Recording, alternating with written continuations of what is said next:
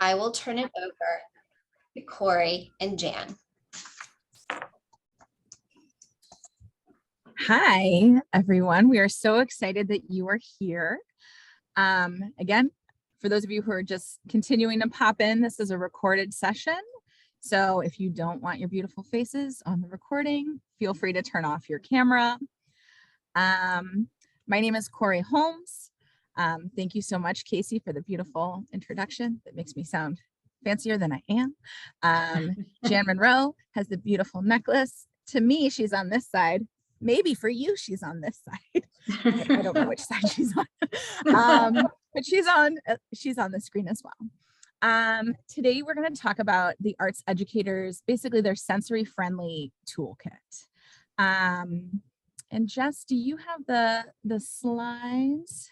Yes, I do. I'll pull this up right now. Thank you. It helps me pace so I don't go off on tangents.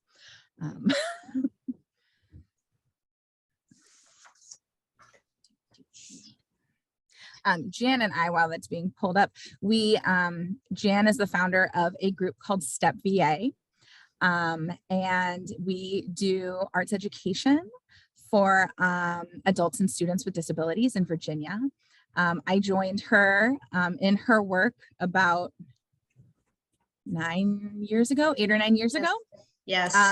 And it's been amazing and formative and life-changing. So we're just going to share a little bit about what we've learned on the road with you all.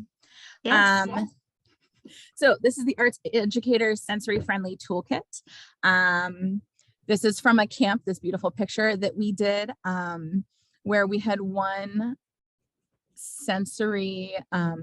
student who did not like the focus to be on him. And therefore he was able to participate in class with puppets, because then the focus was no longer on him. The focus was on his puppet, Paul, which was a wonderful way to keep him engaged, allow him to perform without him feeling like everyone was looking at him. Next slide, please. Okay, Miss Jan. Thank you. Thank you, Casey, for that introduction. Step VA, Stan, and Corey as well for letting me co-present with you. Step VA stands for Sensory Plus Theater equals Endless Possibilities. And I want to tell you a little story.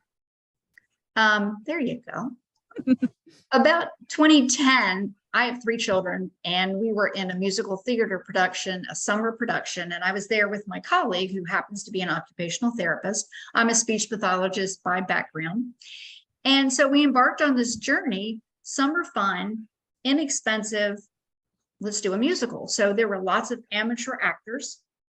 There were lots of children / orphans, and there was even a dog. So you can guess it was the beloved Annie. Now, there was one little child that looked like the one on the screen who was not really engaged with the other kids. She would kind of be off in the corner, not talking to anybody.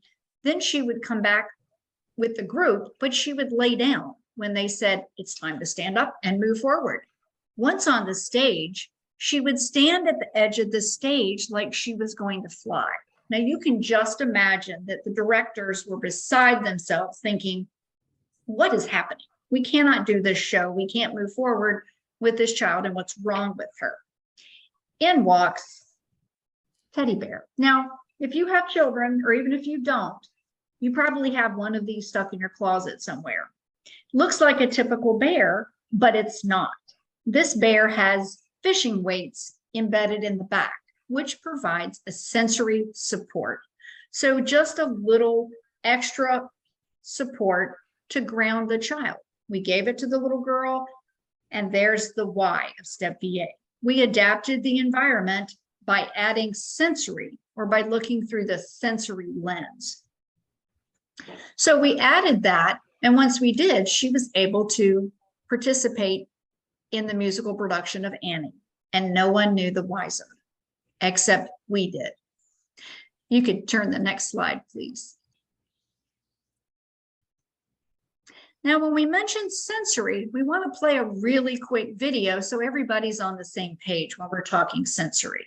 So if you would play this really quick video so we can be informed of maybe why people are not all on the same page sensory-wise.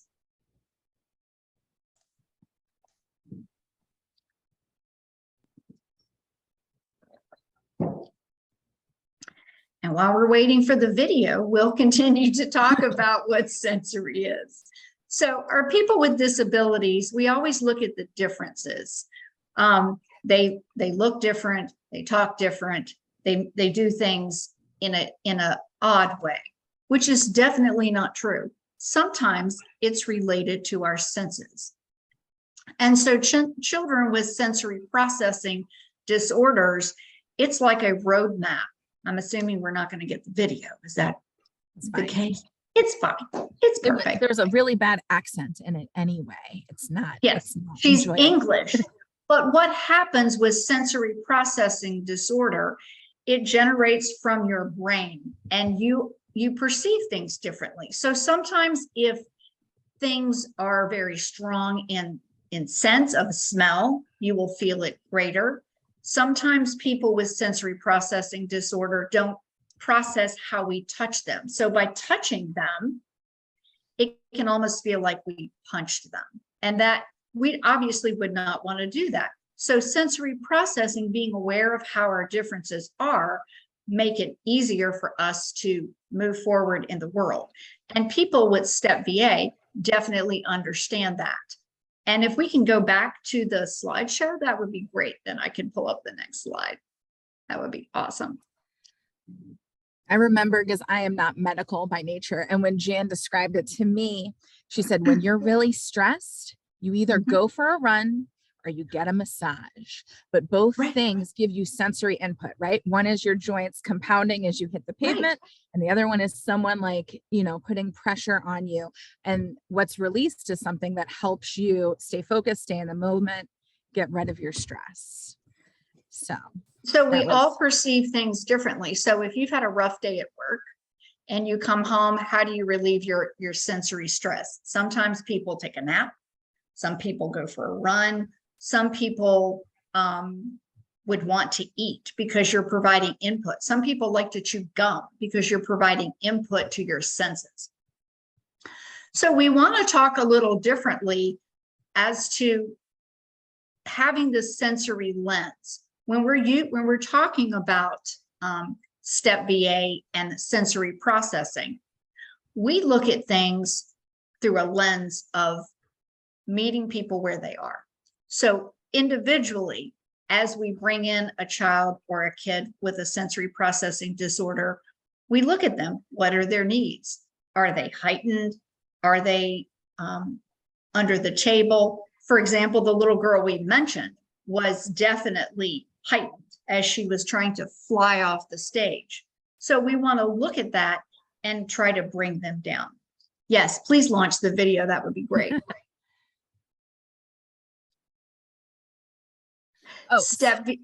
Absolutely. STEP VA stands for sensory plus theater equals endless opportunities. And we'll get the video up. Here we go. Some kids are really bouncy and can't sit still.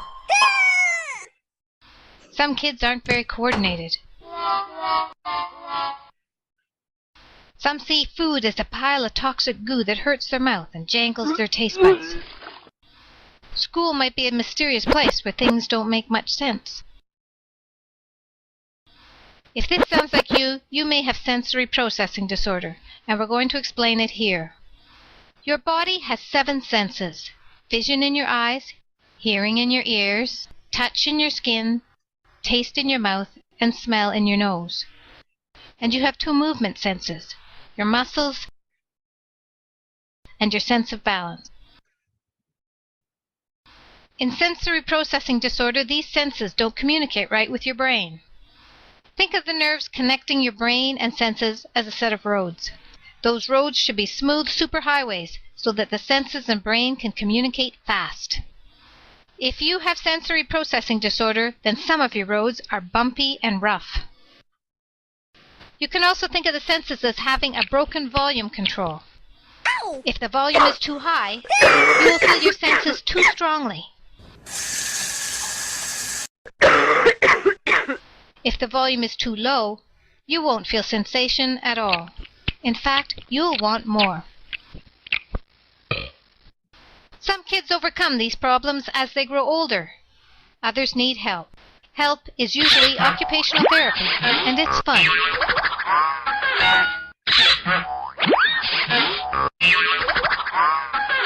Occupational therapy helps build up the connections between your senses and your brain. The more you do, the stronger and smoother they get, kind of like paving those roads. After a while, you'll learn to slow down and sit still, to pay attention, to eat, to be comfortable and happy doing movement. It takes time. There's homework, too.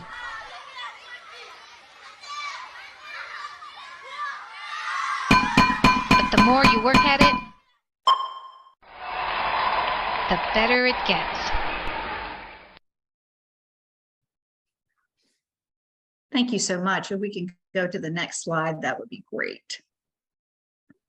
So understanding sensory perspective, STEP VA provides activities. We do classes and workshops and summer camps that allow our kids. Here we go. We're going to come back to that. That would be awesome. Yeah, the next slide, please. Perfect. We promote social interaction. And when I mentioned sensory exploration, every activity STEP VA does, we embed that sensory. So we're giving their body practice at things that they need. And what happens with that is it builds self-awareness. They actually start to recognize what they need. And then self-confidence, because not only do I recognize what my body needs, but I can ask for it and do things just like everybody else, do all the other cool artistic things that I couldn't do before. This picture right here, the words underneath of it are intentional, profound impact. I want to tell two stories.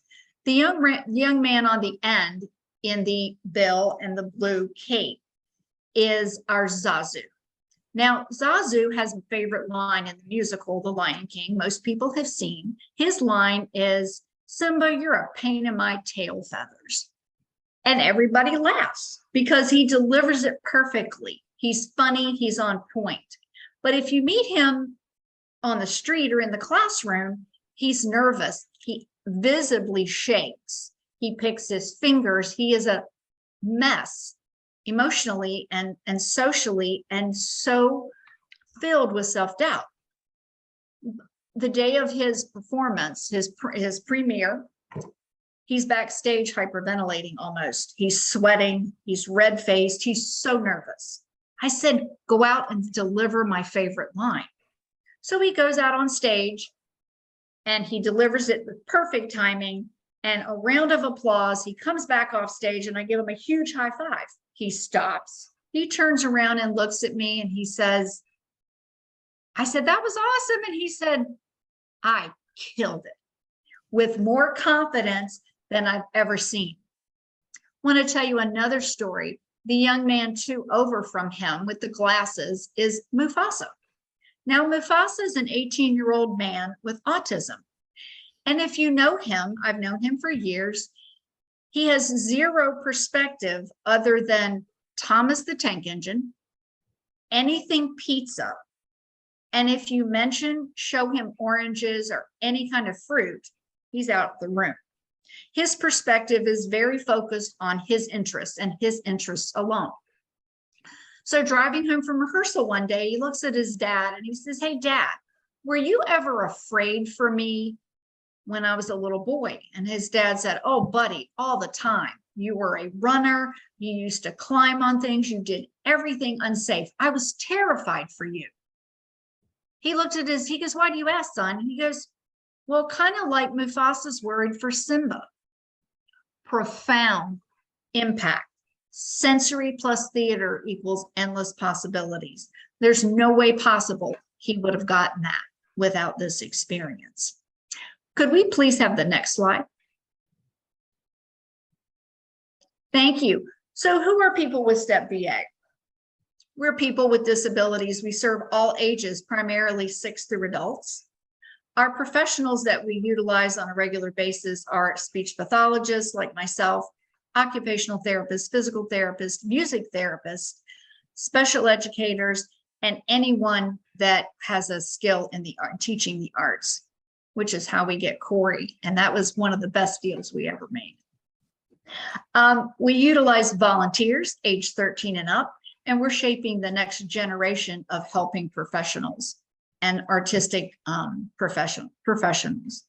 We utilize community partners through our arts camps, our classes and workshops.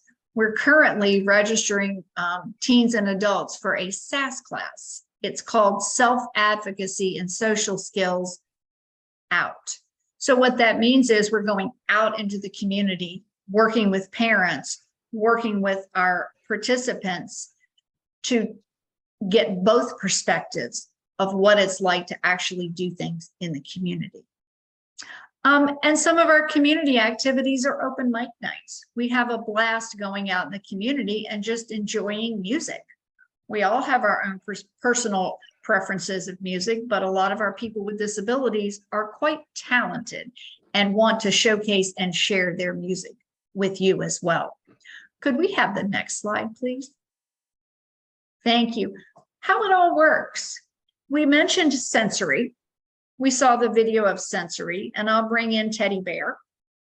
So we adapt things. We adapt props. We adapt the environment, such as dimming the lights, turning the volume of the music down, preparing our folks when it might be loud because they don't like surprises and things like that. And we embed sensory in every activity that we do. We have that sensory lens on. And when everything fails, and it does at times, we have a sensory break room where they actually get to take a break and learn that taking a break is not anything to be embarrassed of or shamed by, but it's important. Utilizing our volunteers. We bring in our volunteers to partner with our kiddos so that they can walk through a class, a camp, or a workshop together. They can model for them and provide encouragement when things go really, really well. In talking about our program activities, I mentioned our musical, I mentioned our classes. We also do virtual connect groups. When COVID hit, it was devastating for people with disabilities in much greater magnitude because they didn't understand what was happening and why they couldn't see their friends. So we allowed them to rejoin and be part of us. Some of our arts camps, we actually do a tech camp where they get to learn the behind the scenes for tech, set design, set painting, all of the other activities. It's fantastic that we give them these opportunities because they are quite capable of doing all of these activities. One special thing that I want to mention, Corey and I worked together for one of our adults. I asked him to write a song about how COVID affected people with disabilities. And quite true to fashion, in 30 minutes, he'd written a song for the COVID-19 musical. And in 6 weeks, he wrote an entire musical that we brought to live theater. So don't ever underestimate people with disabilities because they have quite special and unique gifts that they want to share. If I could have the Jan, he didn't just write a song and the book. He wrote all of the harmonies, all of the music. Yes. He recorded all on different instruments, the tracks. Like he literally wrote an entire 2-act musical. It's exactly. Thank you, Corey. And Sorry. He cast it with all of his friends in the middle of a pandemic. Who does that? But we do because we like to have fun, and there's Step VA, there's endless possibilities, and we're limitless in what we will do, believe me. If I could have the next slide, that would be great. I'm not a big numbers person, but there's one that I really want to point out, and it is the last line of the slide. And I want to read it. It says 1 in every 44 individuals has a form of autism. Now, I have a really small family, but I'm sure I could gather 44 relatives in a room. And somebody would be affected by autism. So if you think about your family, your classrooms, the grocery store, your churches, the gym you belong to, any place in your community, we are affected. Yes, fantastic. We are interacting with people with autism and or other disabilities. And I will take the quote from one of my friends who is a 17-year-old with visual impairment, hearing impairment, and autism. And I like to tell his story because he said when he was born, he was not given a favorable outcome by the medical community to his parents. And now he is a 17-year-old taking all AP classes, and he wrote many of our press releases for our Lion King and starred as adult Simba. And when I asked him, I said, can I share your story? He goes, yes, Miss Jan, you can share my story, but don't make it a sob story. Absolutely point taken. It is not a sob story. It is about what we can accomplish, and we do it together with a lens of sensory. So I'd like to turn it over to Corey. If I could have the next slide, please, that would be fabulous. Okay. Yes. So this presentation, hold on, now I need to move my chat box. It made it too big. This is why I can't be trusted with tech. This presentation does have things about how to make a performance sensory friendly for both audience and performers, but we're actually just going to skip that and do the classroom stuff because that's why you're here. So we're going to talk about your sensory friendly toolkit, things you can embed into your curriculum, into things you do every day, both physical, tangible things you can have, and just like protocols that you can throw in. Next slide, please. Actually, oh, there's that guy. You know what, Miss Jan, I think if it's cool, we're going to skip this video, but I'm assuming that maybe we can send out the presentation. So if you want to see a video with clips of what we do at Step VA, that would be great. But this video is my why. This is after maybe the first or second play that I did with Step VA. And at the end, we, hold on, there we go. Oh, it disappeared. Well, at the end, we give each kid a medal because they accomplished a huge thing. Being on stage is scary for neurotypical people. So being on stage, you know, when you have sensory issues is even scarier. And this is when we gave Bryce this medal. He was probably 8 or 9. He took the medal and he took the microphone and gave this little speech. I don't know if it's coming back. But it's good. Let's see if we can get it. It's really good. It's worth it. It's worth it. If our tech folks can help us out. Yeah. Great. But while they're working on that, I do want to say, Jan and I went and we worked with the grad program from the American Shakespeare Center. They were performing As You Like It. We wanted our kids, our Step VA kids, to see this 90-minute production of As You Like It. My husband would have a hard time sitting through a 90-minute production of As You Like It, just because he doesn't like heightened language. So when we met with the grad students there, we came up with ideas. We were like, you know, loud noises unannounced are a problem. Okay, cool. So, you know, they changed a line to be like, oh, the king is coming. I can hear his horn. And then when the horn sound happened, it wasn't scary or frightening because they had an audible that it was coming. And then, you know, we figured out if we broke it up every, you know, 2 scenes or something, and we stand up and we all do the Macarena, we worked it into the, you know, oh, we're all dancing in the Forest of Arden. But then it gave them some input so they weren't just sitting there not being able to focus for an hour and a half. It was pretty fabulous. Okay, sorry. Thank you, Jess. She said she's ready. This is Bryce getting his medallion. Yes. I would just like to thank everyone for giving me this wonderful medallion. I think I might be different. It's something called autism. Some people say it's spectrum. Some people say it's obsessive compulsive disorder. But no matter what, I am still different. And I am my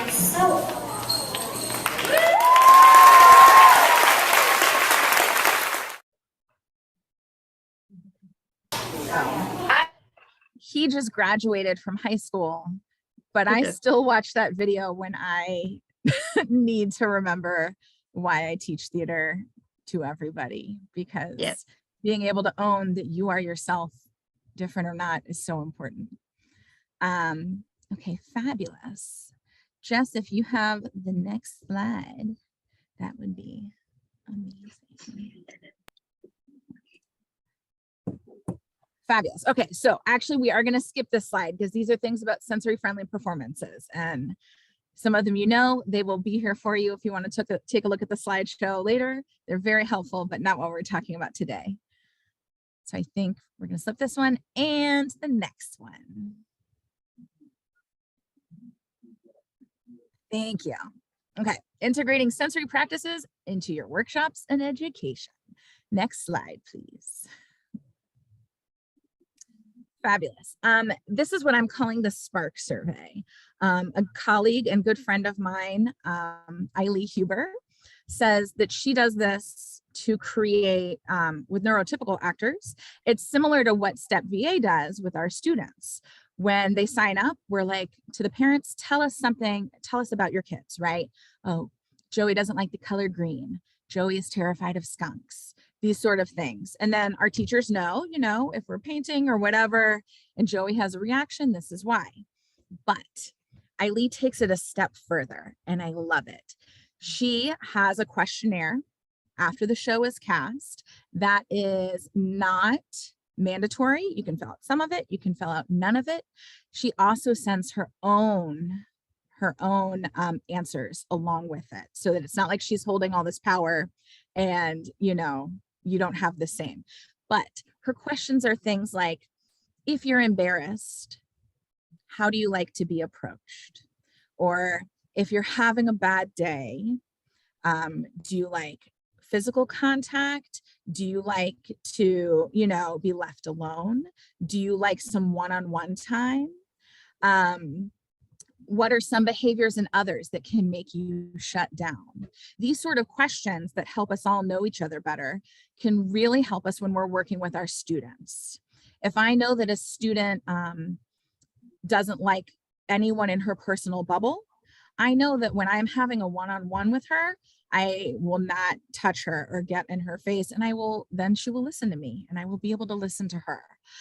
So these sort of things in your first week of class, you know, and then giving your answers out as well, right? I know that for me, I'm very easily distracted. So if I'm having a conversation with you and the air conditioning turns on, I am going to be like squirrel and lose my train of thought. If my students know this about me, then they are always, and they never use it against me. They're like, oh, we're gonna have Miss Holmes, can we go outside and talk about this in the hallway so we don't distract you from what you're focusing on? So I think sharing this, getting to know them as people, is very helpful. And I mean, who doesn't love a survey? So early on, finding out what makes all of your students, you know, upset, or how they like to be corrected. I know some students get very embarrassed if you correct them in front of the whole class, but if you pull them aside. So knowing this up front and letting them know is really helpful. Next slide, please. The check-in. This is something we do in theater. If you're a theater person, you might do it as well. But at the beginning of a rehearsal, and for me at the beginning of class, you do a one-sentence check-in. Today I'm really tired. You know, it was the first day of school for my kids, and so I'm a little sleepy. And then knowing that, I find that my students are always extra patient with me. Or today has been wonderful. I got a new puppy. And then you know that if your student later on is excitedly talking to a classmate, maybe they're not being disrespectful. Maybe they are just excited about a puppy, and who isn't? So these sort of things, you know, today I'm feeling a little tender. And then I know as a teacher to give you a little more tenderness. It also models being vulnerable for all of your students, and, you know, your students in turn will respond. Thank you. Next slide, please. Finding the focus. So using your connection, your check-ins and your Spark survey will help a lot with this. Like the student that we had in the first slide who doesn't like to be the focus of attention, if you sing happy birthday to him, he will completely shut down.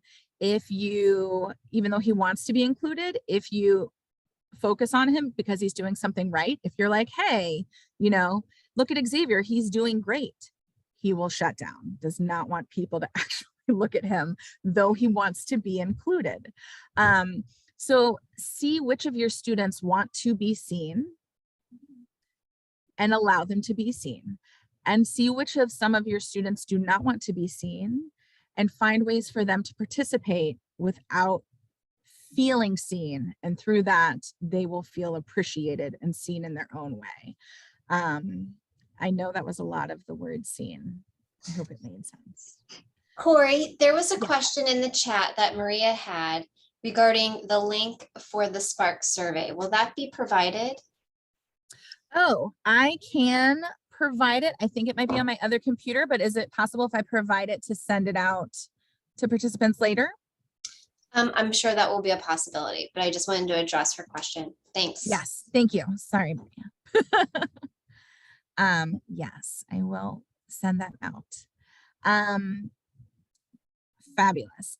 The one that Eileen sends out to her cast is probably like 13 pages long. Okay, cool. Thank you, Jessica. The one that I have been using is, 20 questions, but very helpful. Cool, thank you. Next slide, please. The sensory break. I'm sure as teachers, some of you have heard of this. When we are doing our STEP VA camps, or now in my classroom, we have a room that's like a chill cool down room. If you see that a student is having trouble focusing, hands to yourself, they're looking for sensory somewhere else, having a room where they have fidgets, where they have, a big Tupperware thing full of beans, hard beans that they can run their hands through, those fun bouncy balls, a swing, things that they can get that sort of regulation in so that they can do what they want to do, which is be able to focus to come back and learn from you. Noticing, so this is obviously where you have to pay attention to the small things.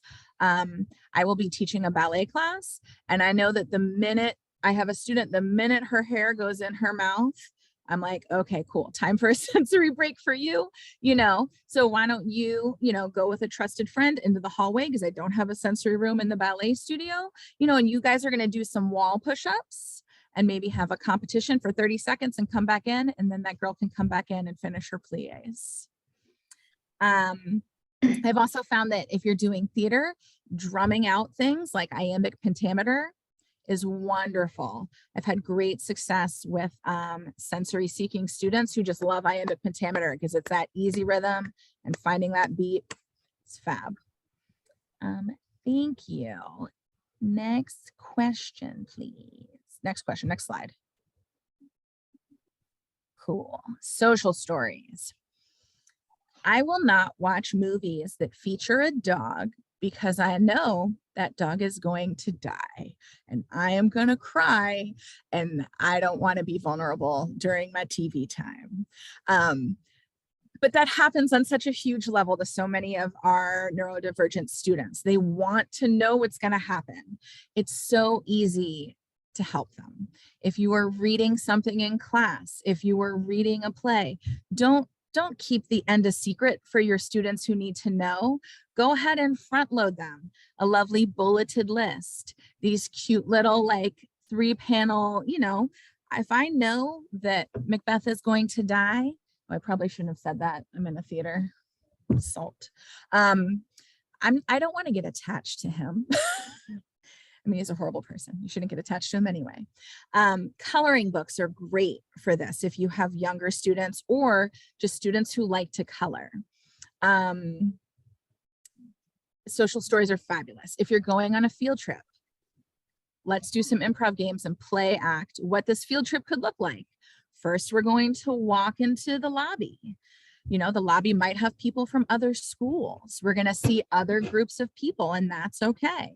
If you need to go to the bathroom, I'm going to partner you with a buddy. Just walking through these steps that we take for granted because we know the structure of society, for our kids who might not know the structure of society just yet because of their diagnosis, and B, are coming from a pandemic where our structures have kind of been missing. These are things that we take for granted that are so helpful ahead of time for them. Next slide, please. Cool. Common communication. I've had students come to my class and I didn't know how to use their devices where they talk to me. And sometimes their para didn't know how to use their devices. So if you know that a student has a communication device, just front loading yourself a little bit, knowing a couple of words in sign language. My favorite thing is if you have a student who signs, ask them to teach you how to say things. Giving a student the power to be the expert, they will teach you everything and more, and then it builds trust, and then now you know a little bit of their language. Knowing that if you have a student who is visually impaired or a CODA, a child of a deaf adult, their physical communication is much different. And to people who don't understand that, they might think you're being rude. I have a niece and her mother is deaf, my sister. And so to get my attention, she will just grab my shoulder and shake me. Which if you are unaware, you know, you might think, I'd be like, don't touch me. That's, you know, but that's how she gets her mother's attention. So knowing these things ahead of time is super helpful. And you don't have to learn all of sign language, just a couple of tiny things. And that goes a long way to building trust with some of your students. Next slide, please. Oh, I'm going to hand it over to Miss Jan. These are our tangible things. Yes. So to piggyback just a second, because that's the speech path in me, would love for you to reach out to your speech path in your school. If you have one, just reach out. They really like to come help you learn how to use communication devices and work with the students. So be happy to do that. So we're going to run through these next few slides really quickly. These are things that we use at Step VA. You can use in your classroom. Fidgets. They provide sensory input to your hands. They're not noisy, they're not distracting, and they're a lot less distracting than someone that is banging on the table or tapping their foot or kicking the neighbor next to them. This gives them input. Dollar General has a whole sensory section, if you are not Dollar General, 5 and Below, if you haven't seen it, they have a whole sensory section of activities and things that are reasonably priced. Next story, please. Next slide, please. Weighted items. I mentioned the bear with weight. They're weighted vests, they're weighted snakes, weighted blanket. They provide input and sensory regulation and calming, because our body, we don't necessarily know where it is in space. So this helps ground us, even if it's for a period in time, maybe a seated activity, or if I'm jumping around, I may need some input. Next slide, please. Visual timers. We talked about our people with disabilities really like to know what's happening, because the world is scary. If I'm anxious all the time and I don't know what's coming next, or because it changes all the time, I really like to know how much time left in this class that I really don't like, or I prefer my other class. Maybe I like dance and I'm not a fan of art, or I'm in the break room, and it just gives a nice parameter of what's happening in real time. Next slide, please. Movement and core support. We use the sit discs at Step VA to stand on. Maybe in dance class, we'll put one down as to show their spot. Maybe in art class, we put that in the chair to provide them just enough movement to help with focus and attention. And the same things with the movable seats. At a desk, at a table, during an activity, it gives them enough support and movement for increased focus and attention. Next slide, please. The picture exchange system, Corey mentioned communication device. This is a really simple way if they're nonverbal, or maybe they're at a state where they are so upset, they really can't communicate. Either they're so dysregulated, but they can answer a question and you can figure out how you can help them. This is a really simplistic thing to have on the wall in your classroom, or just a little flip chart that you can actually have on hand. Next slide, please. Some more tools. These you can find at, like I said, Five Below, and just a disclaimer, I get nothing from Five Below. I just have been in the store enough. The popper toys, and then on the right are different textures of putty. They're different strengths, different intensities. You can put little beads in there and they can work to pull them out. It gives really good fine motor input to your hands and is quite calming. If we can go to the next slide, please. And another compression tool. This is a body sock. You see our three young men dancing on the left, my left. It provides input to their whole body.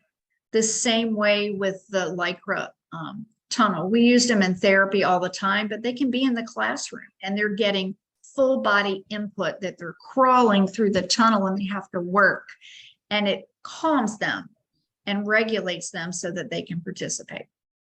Next slide, please. Ooh, okay, this is me. It's you, Miss Corey. That's me.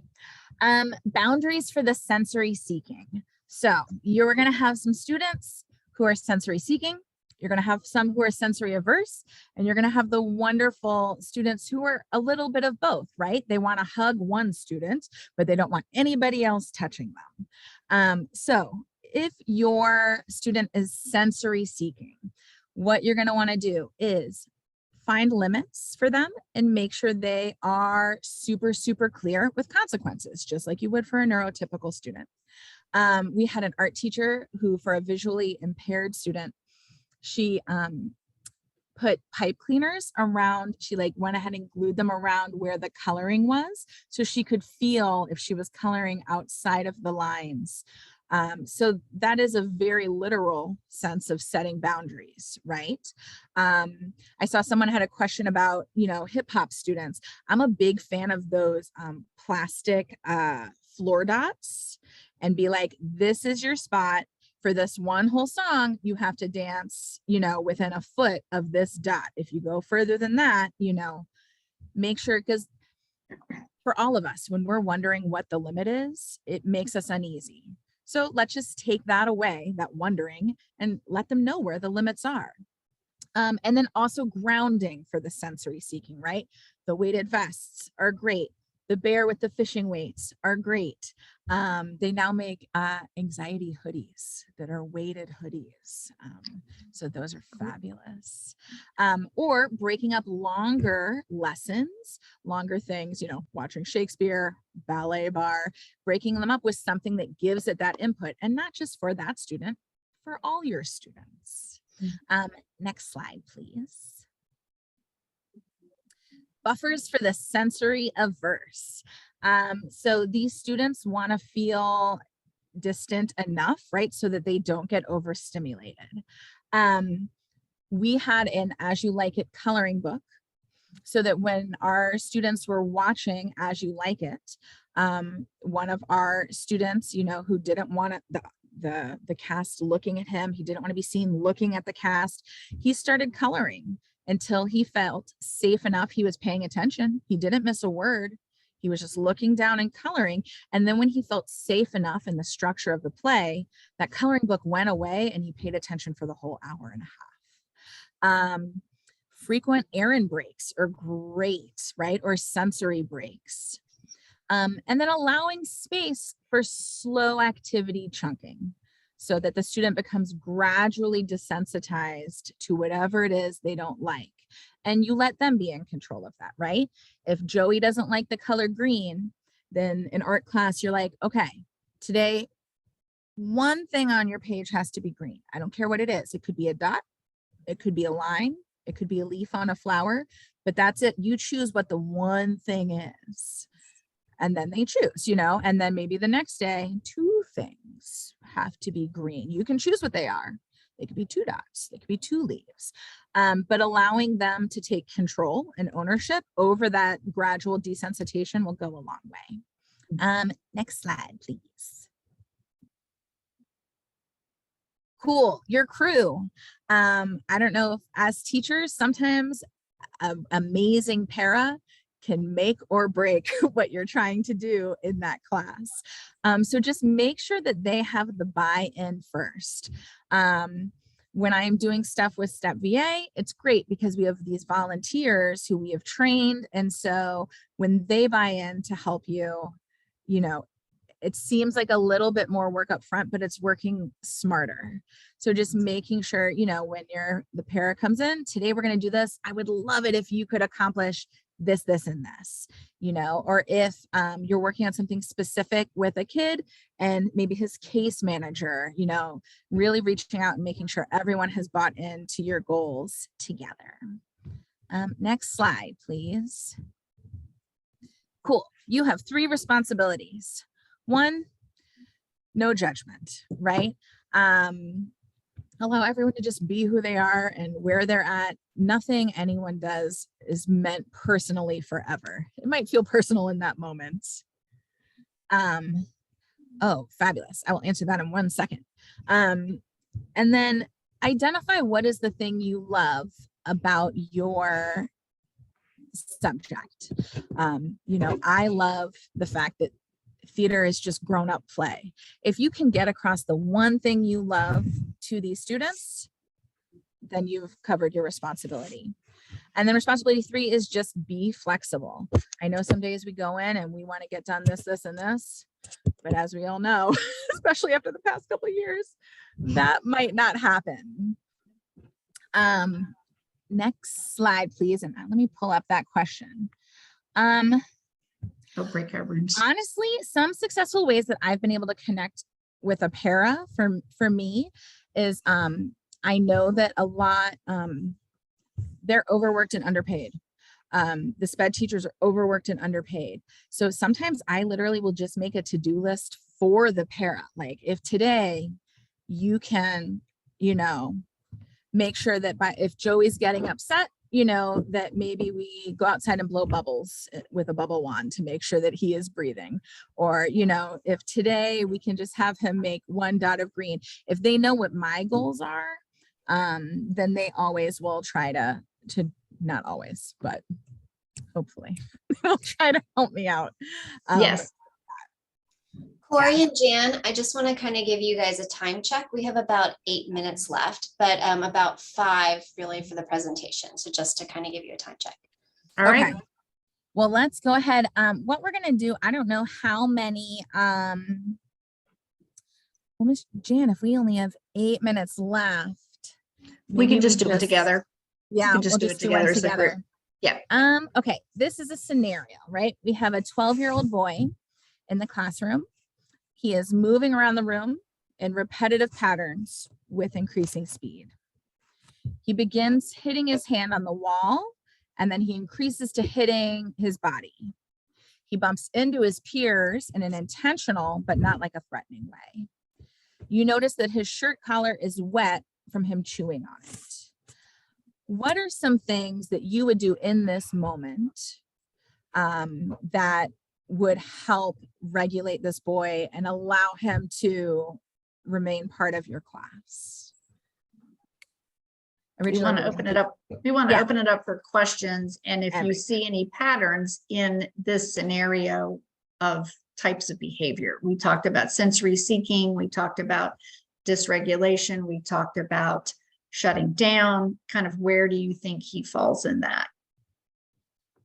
Yes, true. You can interact in the chat. Yes, please enter the chat. Unmute, whatever works for you. Yeah, this is a small enough group. We could do that. Yeah.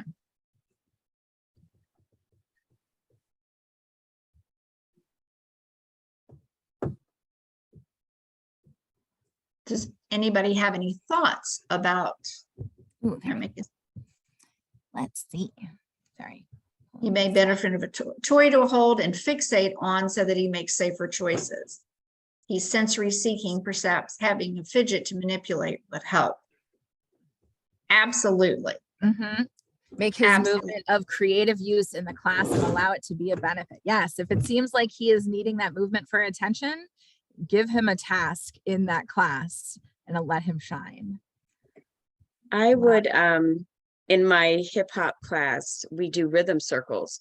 So if sound and banging is something that may, you know, pull him in, I may just say, hey, let's switch it up. Let's all hit the cipher circle and sit and do that so that he has, you know, that interaction. If that didn't work, I may just, I have assistants, so we could go immediately into small groups and maybe find out if that's what he needs, but the other groups may need something else. But those are two things I would try first, is the rhythm circle.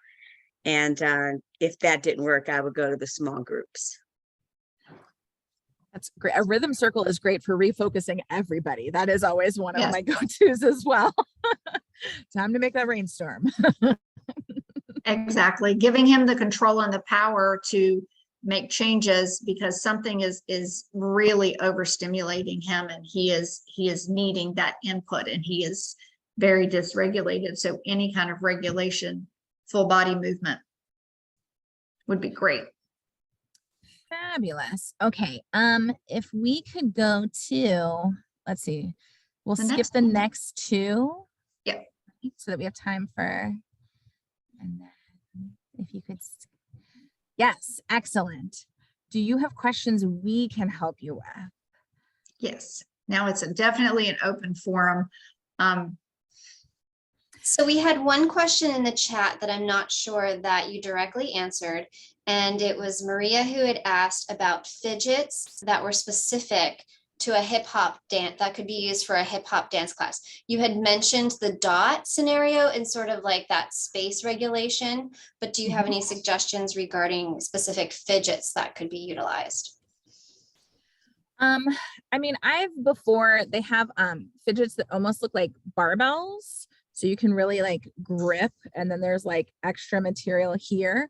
I found that those are great because often in hip hop class, you are doing like, you need that tension through your arms. So gripping, that's great because it gives you something to like into. I've also used those weighted hoodies, which are fabulous because, you know, it doesn't out you to everybody that you need, you know, something specific. It just looks like a hoodie, but it kind of grounds you. And then I feel like it gives you that swagger a little bit. I'm trying to think what else. There are some fun, I don't know if you've seen the like hip hop flashcards, which allows people to have choice. You know, there's like, cool, pick a hip hop flashcard, and they're like, oh, it's the like swing bada bada. And then you like have them like do this sort of, those are fun. I don't know who makes those, but I could. Yes. That would be great. So I'm just going to interject here and thank you, Jan and Corey, for this wonderful opportunity of sharing your whys for neurodivergent learning and the toolkit that you shared with us. Before we end, we'd love to take a minute to hear from you about how this workshop resonated with you. Our producer will now post a quick Zoom poll. And then as that's up, please answer those questions and submit.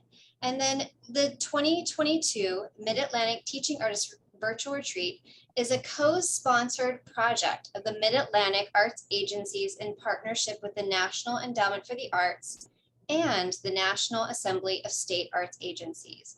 We are grateful for the generous support of all these collaborators and for your participation today.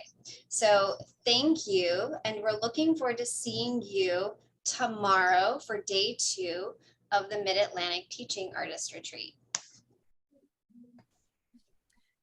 Thank you, everyone. I'll get that Spark survey to Jess, probably, I feel like, and then she can send it out to you guys. And then hopefully, I'm guessing Jess would also share the deck with you. But yes, there's some fun information about sensory-friendly performances. So that will be great. Thank you so much. Thank you.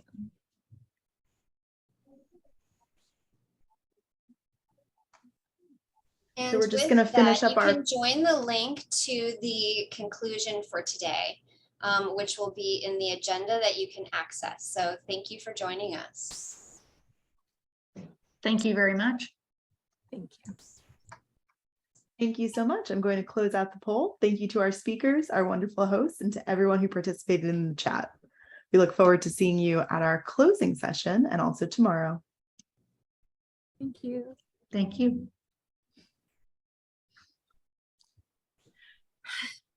Jan, again, my apologies.